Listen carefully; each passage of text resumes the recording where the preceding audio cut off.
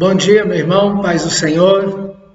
Uma alegria estarmos diante do nosso Deus, diante da sua palavra e podermos meditar nesse livro maravilhoso do profeta Isaías. Então, por favor, abra sua Bíblia no capítulo 10.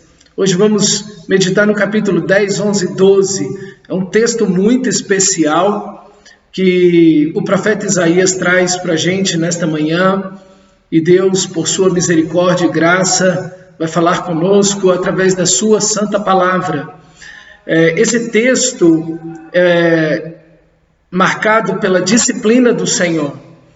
Deus vem falando com Israel vem num declínio espiritual, e Deus, como um pai amoroso, ele não pode ficar de braços cruzados e ver os seus filhos perecerem e se desviarem por caminhos errados e simplesmente se calar e deixá-los a viver aquilo que eles querem. Mas Deus, de uma maneira tão amorosa, tão maravilhosa, assim como um pai, ele intervém nessa situação. E a primeira coisa que um pai faz, de fato, é corrigir o seu filho com as palavras. Por isso Deus levanta os profetas e Deus vai falando para eles, Deus vai mostrando para eles o que eles estão fazendo, o caminho que eles estão andando é completamente errado. E os profetas vão lembrando o povo de Israel do amor, da graça, da bondade, da misericórdia de Deus, dos feitos de Deus no passado,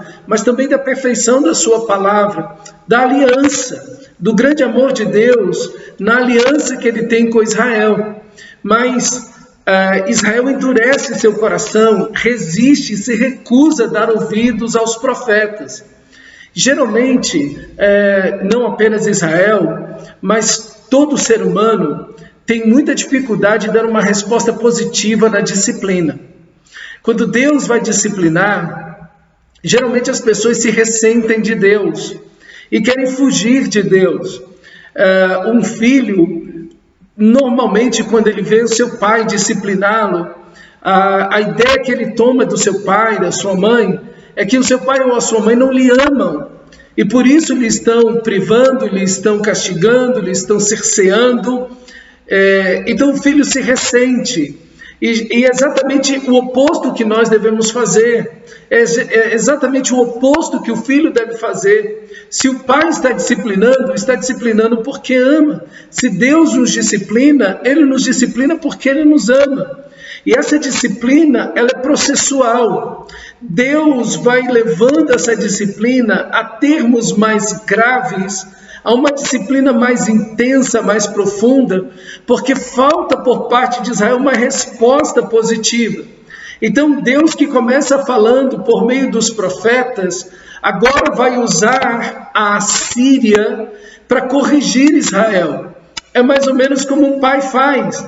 O pai e a mãe vão ali, falam com o filho, sentam com o filho, olham nos olhos e corrigem o filho e dizem que o que está errado com o filho. Mas se o filho não obedece, então o pai e a mãe vão privá-los de coisas que o filho tem para fazê-lo pensar. E assim também Deus vai privando Israel da chuva, da colheita, das bênçãos. Deus vai retirando isso do povo de Israel, para mostrar para o povo de Israel que ele não está satisfeito, e ele não está concordando, e ele não está abençoando aquela atitude, aquelas práticas, aquelas decisões, aqueles caminhos que Israel está escolhendo seguir. É o caminho da injustiça, da imoralidade, da idolatria, de unir o pecado com o culto, com as coisas sagradas de Deus, como vimos no capítulo 1. Então Deus começa a disciplinar o povo de Israel, mas mesmo assim Israel não atende a disciplina do Senhor. Deus continua falando por meio dos profetas, e associado a isso, somado a isso, Deus começa a privar o povo de Israel de bênçãos financeiras, para ver se ele cai em si e vê: Deus não está me abençoando, Deus não está contente com o que eu estou fazendo, Deus está me chamando ao arrependimento. Mas Israel não responde assim. O que Israel faz? Segue no seu pecado. E no lugar de se arrepender diante de Deus, começa a buscar a bênção, entre aspas, e o auxílio dos outros deuses. E aí então Deus levanta a Assíria, e a Assíria agora vai ser a vara da correção contra Israel. Deus vai usar a Síria para disciplinar, não apenas agora com palavras, não apenas tirando coisas de Israel, mas agora Deus vai usar uma vara. E essa vara da disciplina não é para destruir Israel, mas é justamente para frear o povo de Israel e mostrar para ele: não siga por esse caminho. Você será destruído, você vai se destruir a si mesmo, você não pode seguir nessa direção. Então Deus vem e usa a Assíria para discipliná-los, e a Assíria vem para corrigir a nação de Israel, mas mesmo assim Israel segue avançando na sua rebeldia, na sua dureza de coração. Como nós vimos no capítulo 6, esses 5 primeiros capítulos do livro de Isaías revelam que o ser humano é irrecuperável no seu pecado, ele é indisciplinável, isso é, ele vai seguir no pecado sem se arrepender, sem se voltar para Deus, em hipótese alguma. O ser humano pode se arrepender. Alguém que bebia, que fumava, pode deixar de fumar e beber. Alguém que roubava pode se tornar um bom trabalhador. O ser humano pode se arrepender de atitudes ruins, mas o pecado matou o nosso espírito, e nós temos agora a incapacidade, estamos totalmente impotentes de nos voltarmos para Deus. Podemos até mudar atitudes e deixar de fazer coisas ruins para começar a fazer coisas boas, mas nós não temos mais capacidade, por causa do pecado que cometemos, de nos voltar para Deus, de nos arrepender voltando-nos para Deus. Essa atitude é uma atitude do próprio Deus em nós. Agora, o que vemos é que Deus está agindo contra Israel, disciplinando, mas mesmo assim Israel não se arrepende. Só que agora acontece um outro fenômeno. A Assíria, que está sendo a vara de disciplina contra Israel, para punir Israel e mostrar que Deus não está contente com Israel, com suas atitudes e o seu pecado, a Assíria, no lugar de olhar para Israel e ver: eu sou igual a esse povo, eu tenho os mesmos pecados, eu estou longe de Deus tanto quanto Israel está, eu estou andando na mesma imoralidade, na mesma injustiça, na mesma infidelidade a Deus. Eu devo me voltar para Deus, porque se Deus está disciplinando o povo dele, vai me disciplinar também a mim, porque nós somos iguais e vivemos nos mesmos pecados. No lugar da Síria pensar assim, no lugar dos assírios refletirem e olharem e falar: eu sou exatamente igual, o que a Síria faz? Eu conquistei Israel, eu sou o povo mais forte, eu sou mais inteligente, eu sou mais sábio, eu sou mais poderoso, eu tenho mais dinheiro. E aí então a Assíria se enche de orgulho e, no lugar de se arrepender, começa a agir em orgulho contra o próprio Deus e contra as outras nações. O que a Síria não vê é que Deus está por trás de tudo isso. É que Deus está usando a própria Síria para disciplinar o povo de Israel e as outras nações que estão ali, para que todos se voltem para Deus. Mas o que a Síria vê é que ela é poderosa, é que ela está conquistando, é que por meio do seu poder e dos seus deuses, ela está adquirindo toda aquela riqueza. E infelizmente, o seu próprio orgulho, o orgulho que a Síria tem, é o mesmo orgulho daquelas outras nações. Então ela acaba cometendo o mesmo pecado que aquelas outras nações. E obviamente será punida por Deus por causa do seu pecado. Infelizmente é o que acontece com muitas pessoas. Deus usa a Síria para trazer essa disciplina, mas na realidade a própria Síria se vangloria disso e desconsidera Deus. A mesma coisa acontece com Nabucodonosor. Nabucodonosor foi um instrumento de Deus, da mesma maneira, para ser como vara de disciplina. O que Nabucodonosor vê? No lugar dele se voltar para Deus e se arrepender e dizer: eu sou como todos esses outros povos e eu preciso de Deus, senão Deus também vai me disciplinar. Ele se vangloria e se ensoberbece contra Deus e contra as nações. E ali no capítulo 4 do livro de Daniel, existe uma experiência muito interessante que exemplifica o que nós estamos falando aqui nesta manhã. Nabucodonosor tem um sonho e Daniel interpreta esse sonho. É que é uma grande árvore onde todos os pássaros da floresta e todos os animais da floresta se aninham debaixo dessa árvore. Mas essa árvore é cortada e o tronco que fica no chão é amarrado com cordas. E Daniel então diz para Nabucodonosor: você é essa árvore, e o seu orgulho, o seu pecado, a sua soberba estão contra você. E Deus vai tirar você, vai cortar você por causa do seu orgulho. Arrependa-se, volte-se para Deus. Mas o que Nabucodonosor faz? Absolutamente nada disso. Ele continua no seu orgulho. E Deus então tira o juízo dele, tira a razão dele. E ele então vive como os animais na floresta. E passam-se tempos até que ele reconheça, como vai dizer no capítulo 5, no versículo 25, capítulo 4, versículo 25, até que conheças que o Altíssimo tem domínio sobre os reinos dos homens e os dá a quem quer. Isso é, o Altíssimo, Deus governa, até que você saiba que os céus governam. Como a gente pode aplicar esse princípio na nossa vida? Reconhecer, meu irmão, que Deus é o soberano sobre todo o universo. Deus é o soberano sobre os átomos e moléculas. Deus é soberano sobre as estrelas e galáxias. E Deus é soberano sobre a minha vida e a sua vida. Tudo que eu tenho vem dele. Ele me deu a vida, ele me trouxe a existência no dia, no mês, no ano, na família, na cidade, no país que ele quis. Deus é que me deu forças e inteligência para que eu adquira tudo que eu tenha. Ora, esse é o pensamento mais básico que alguém pode ter. Por isso, devo a Ele gratidão, louvor, reconhecê-lo como o único soberano Deus, amá-lo e viver para a sua glória eterna. Essa é a resposta que devemos ter.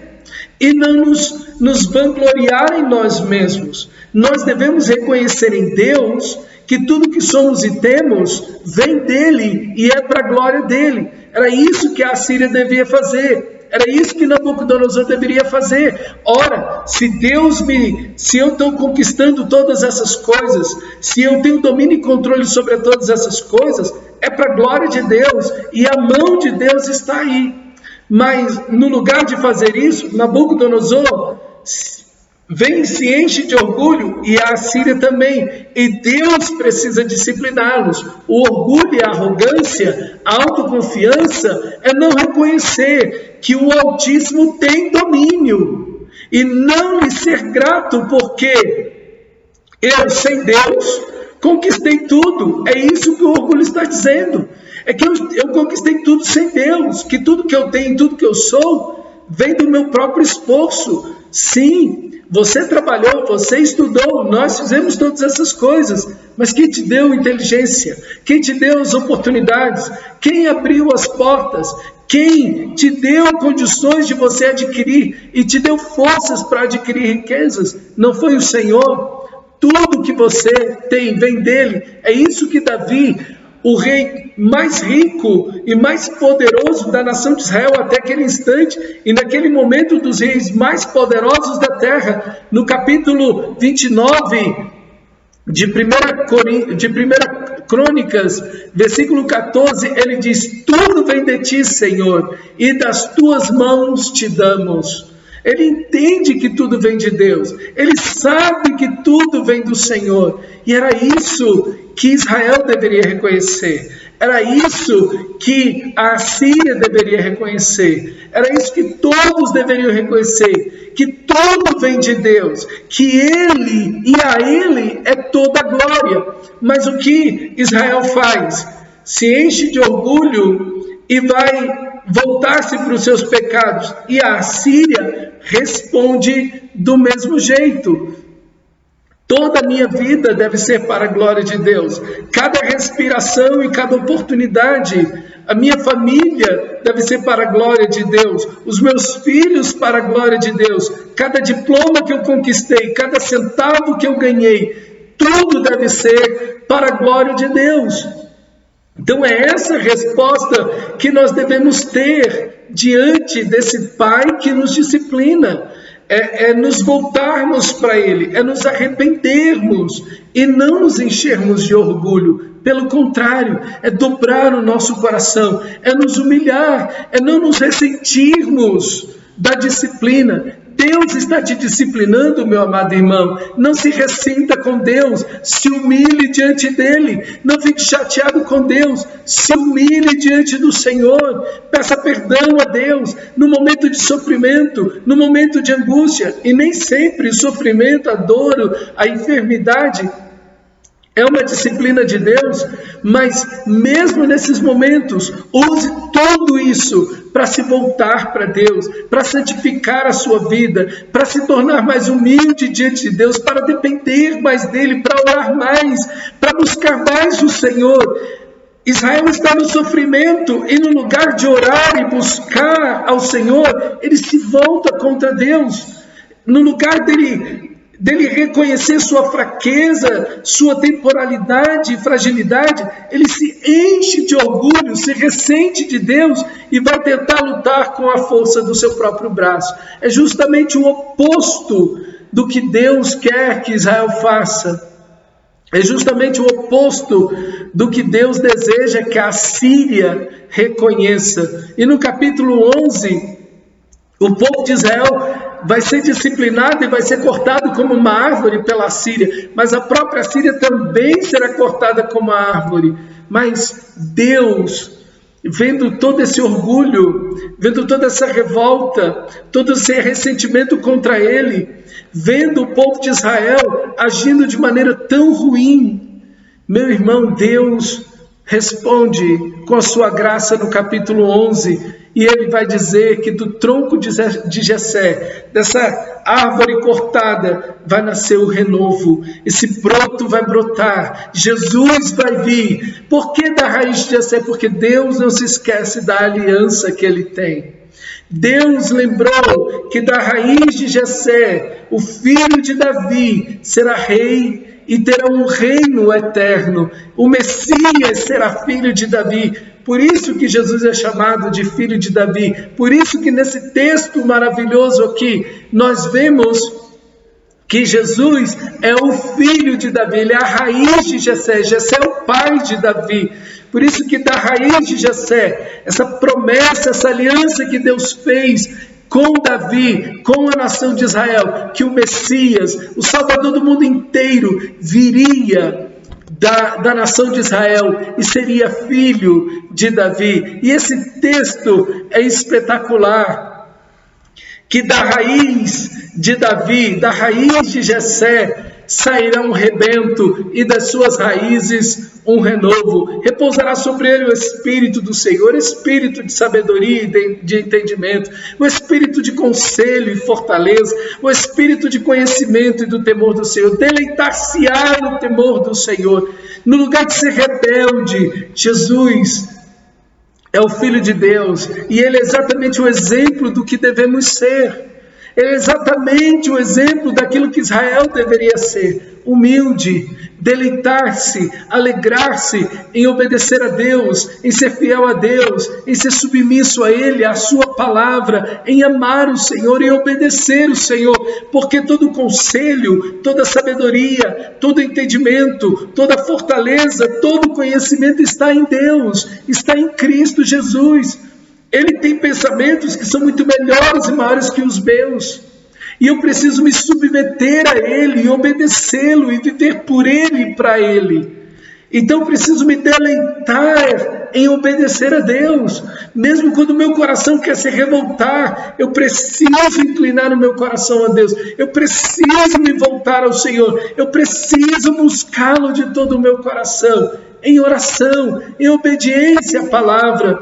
E aí nós vemos a atuação do Messias, que ele não vai julgar segundo os seus olhos, nem vai repreender pelo que está ouvindo, mas julgará com justiça os pobres e decidirá com equidade, com retidão, a favor dos mansos da terra. Ferirá a terra com a vara da sua boca e com o sopro dos seus lábios matará o perverso.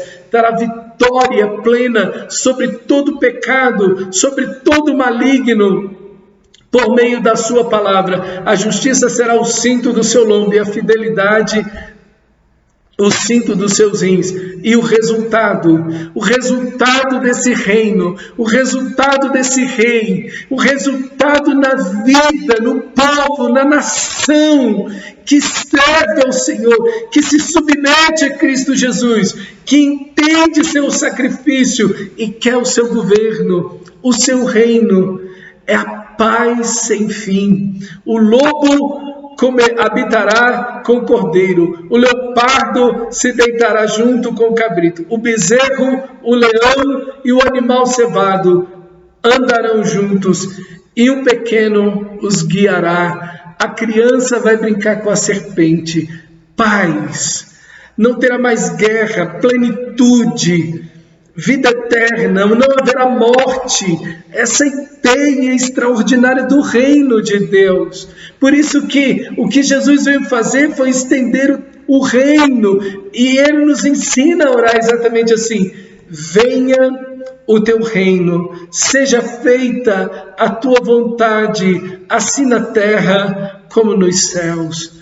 Meu amado irmão, o que Deus deseja é tirar toda a violência, toda a guerra do seu coração.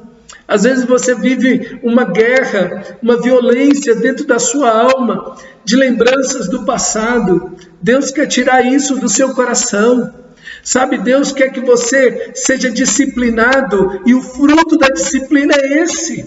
O fruto da disciplina não é destruição, o fruto da disciplina não é agressão, mas o fruto da disciplina é guiar você ao reino de Deus.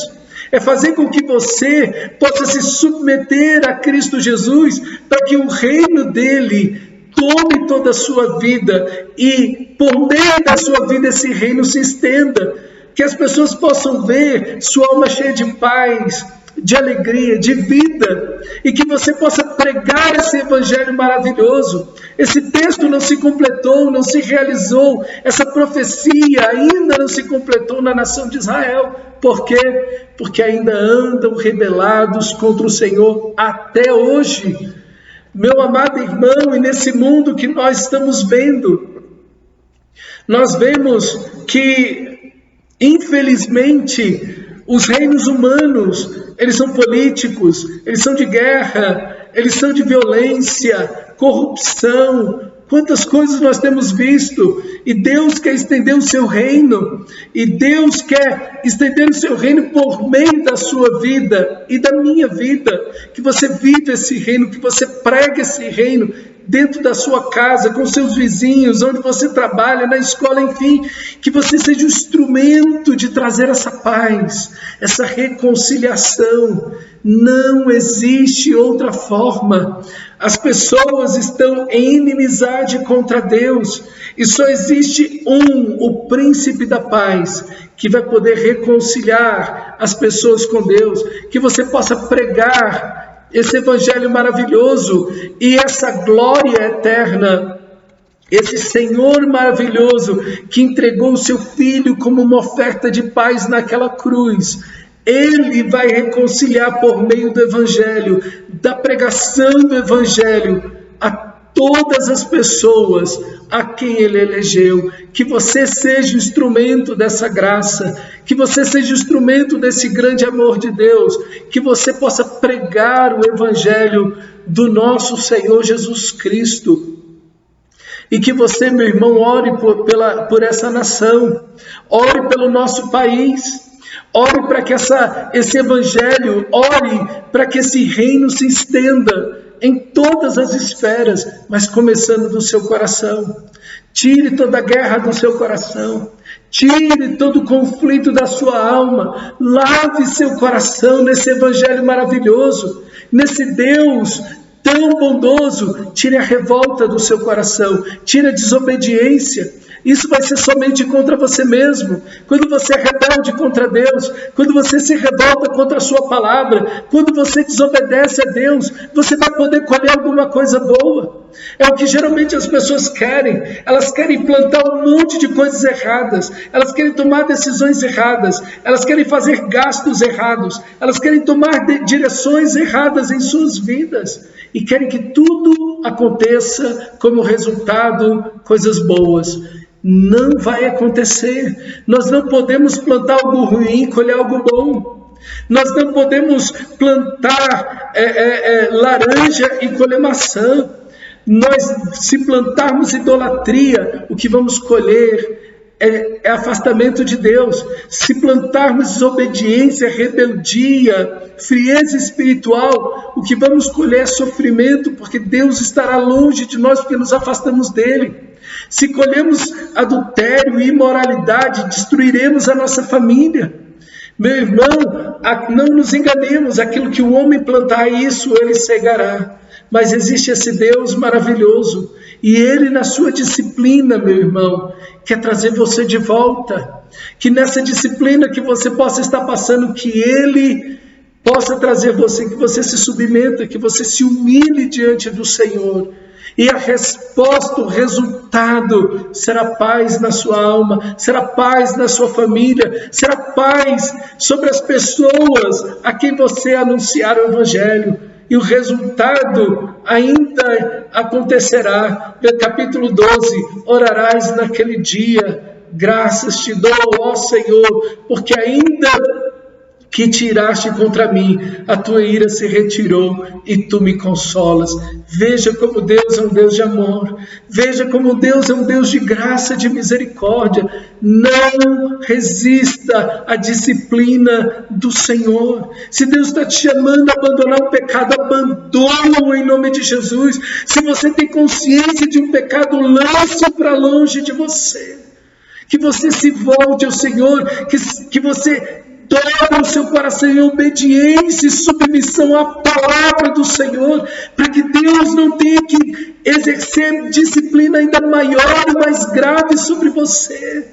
Deus nessa manhã te chama a se humilhar diante dEle, a dobrar o seu coração. Pare de ser rebelde em nome de Jesus, meu irmão. Pare de ser rebelde, que você seja um filho obediente ao Senhor, que você ore ao Senhor e veja que essa disciplina é para edificar a sua vida, veja que essa disciplina vem de alguém que te ama. Esse Pai de amor ama você, não quer seu sofrimento, não quer sua destruição, quer que você se volte para Ele. Essa disciplina maravilhosa, ela te humilha. Nabucodonosor foi humilhado e depois dessa humilhação ele diz: eu louvo, eu bendigo, eu exalto ao único soberano, Altíssimo Deus. Que esse seja o resultado da disciplina ao Senhor, mais adoração, mais comunhão, mais humildade no seu coração, mais obediência, mais submissão ao Deus de toda a glória. Eis que Deus é a minha salvação. Confiarei e não temerei, porque o Senhor é a minha força e o meu cântico. Ele se tornou a minha salvação. Vós, com alegria, tirareis água das fontes da salvação. Veja o resultado de uma vida cheia de Deus. O resultado da disciplina é uma vida cheia da glória de Deus. É uma vida cheia de santidade, cheia de adoração, cheia de louvor, cheia do conhecimento de Deus, cheia da palavra de Deus. Quando o seu coração é quebrantado, quando você acolhe a disciplina de Deus no seu coração, a sua vida é inundada da glória de Deus, mas você cumpre a missão, e a missão está no versículo 3 do capítulo 12. Vós com alegria tirareis águas da fonte da salvação. Venha ser salvo, há uma fonte que jorra, há um Deus maravilhoso, há um Messias, que esse Deus maravilhoso enviou, o seu Filho, Jesus Cristo. Ele é a fonte. saia do deserto, saia da sequidão, saia da morte. Há uma fonte que jorra, essa fonte é Cristo Jesus, é a fonte do perdão, onde você vai lavar sua alma de todo pecado, onde você vai lavar o seu corpo de toda impureza, onde você vai tirar a morte e encher o seu coração de vida. Direis naquele dia: dai graças ao Senhor, invocai o seu nome, tornai manifestos os seus feitos entre os povos, lembrai que é excelso o seu nome. Você vai pregar às nações, você vai anunciar o evangelho na sua família, com as pessoas que estão ao seu redor. Deus vai usar você para estender o seu reino. Cantai louvores ao Senhor, porque fez grandes coisas ou coisas grandiosas, sabe-se isso em toda a terra. Exulta e jubila, ó habitante de Sião, porque grande é o Santo de Israel no meio de ti. O resultado da disciplina, o resultado da obediência, o resultado da humildade, do quebrantamento, de voltar-se para Deus, de se humilhar a Ele, de obedecer a Ele, de corrigir o seu próprio coração, meu irmão. É isso, é exultar, é jubilar, é com grande alegria diante de Deus viver ao lado do nosso Senhor e Salvador Jesus Cristo. Aceite, meu amado irmão, aceite a disciplina e entenda que tudo que você tem, tudo que você é de bom, é pela graça de Deus. É Ele que tem guiado você, é Ele que tem dado todas as coisas a você, é Ele que tem aberto as portas da sua vida. Seja grato, seja humilde, seja quebrantado, seja obediente, seja fiel ao Senhor nosso Deus e viva para a glória dEle. Use tudo que Ele tem dado a você para exaltar o nome dEle. Use tudo que Ele tem dado a você para que o reino dEle se estenda sobre toda a terra. Que Deus te abençoe, meu irmão, e que te fortaleça, e que a sua vida exulte e glorifique ao nosso Deus. Deus te abençoe, em nome de Jesus.